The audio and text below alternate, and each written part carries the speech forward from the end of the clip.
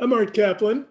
I'm at the Division of Medical Ethics at NYU's School of Medicine. Pre-COVID, I'm somebody who used to fly quite a bit to different locations, some for work, some for giving talks, and sometimes flying just for vacations and recreation and fun. One thing I noticed pre-COVID during these flights was that many people were bringing more and more animals onto planes, claiming they were emotional support animals or necessary because of a disability.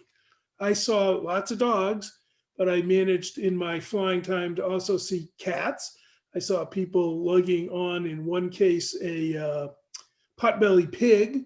And I'm told that other people were bringing birds, peacocks, and all manner of critters, starting to make airlines look like Noah's Ark, not just transporting people, but two of everything else. Well, happily, there's finally been some reform in the area of airline travel and what counts as an emotional support animal. You need to get proper certification. I think it requires a doctor or a veterinarian or both to sign off and say, yes, this is a support animal. And some animals are banned entirely. I think the birds are gone. You can't bring them on under any circumstances. And I fully support this. I have a dog. I'm not anti-animals at all. I'm not anti-emotional support animals. But let's face it, if you just buy a vest online and slap it on some animal, that doesn't make it an emotional support animal. And it doesn't mean that you need one. And let's face it, many people were, if you will, just pushing the boundaries and fudging the need to get these animals, sometimes to get early seating, sometimes to get better seating. It became almost a racket to certify that you needed to have this emotional support animal to go on your trip.